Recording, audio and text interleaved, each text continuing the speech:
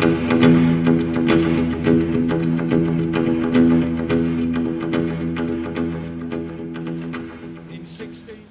I'm Joe Williams from the Fire Brigades Union. I'm here at the union's headquarters in Norbiton, South West London, where the Executive have just finished 2 days of deliberations, including discussions about the pensions campaign. I'm joined by the General Secretary, Matt Wrack, for an update. Matt, where are we? Right, we've had a long couple of days with the Executive, updating them on a lot of the detail that's behind our discussions most recently with the government. The most recent development is that we had a meeting, a three-way meeting with ourselves, the Treasury and DCLG official. So that was useful because any pensions proposals have to be signed off by the Treasury. They're overseeing all public sector pensions changes, and I think, as we said in the last update, there was some concern because of this new consultation about the tax regime for pensions. So we needed to find out whether, for example, DCLG can make proposals to us on pensions that are different to the ones that are already on the table or not. And I think it was very useful in that regard, because when we'd met the department before, the last time they'd raised some doubts about whether they could proceed with the work they'd already done because of this new issue around tax. So it has clarified that, and I think what it's very clearly said to us is that the ball is firmly in the court of the Department for Communities and Local Government.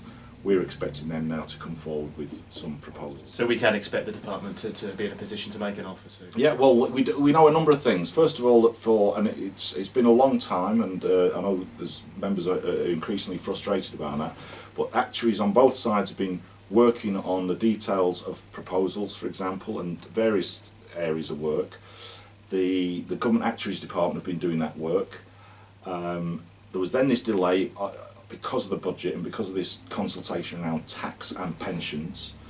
They've had plenty of time, and what that meeting, the importance of that meeting on the 8th, was that it's clarified.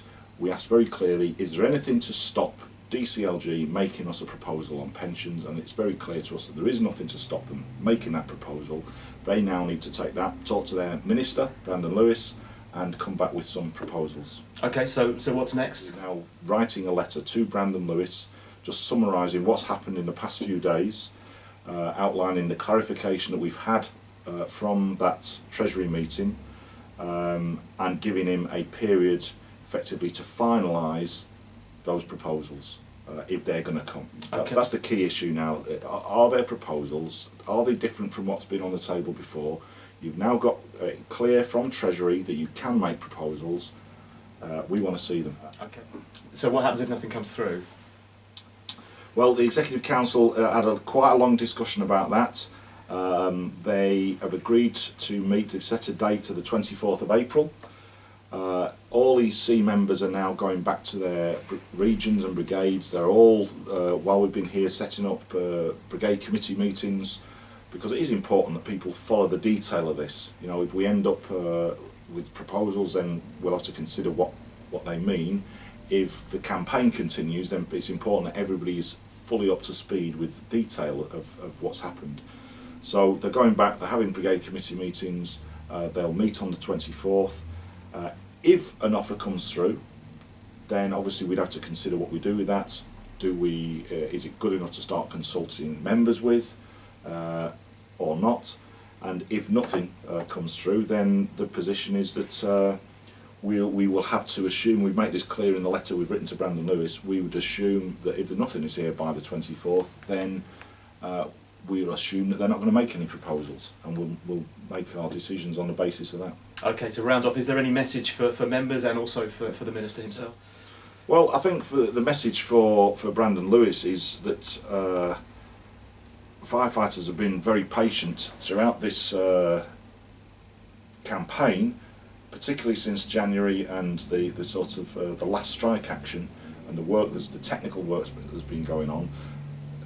His officials have had the time to now draw up proposals. If that needs finalising, fine, but he needs to get that down in writing so people can see it, so that if our members then need to see it, that we can put that out to members, they can see what's being discussed. and if not, we'll make other decisions. I think in terms of our members, I think they have been professional throughout this. I would say that we'd urge people to carry on lobbying. It does have an impact.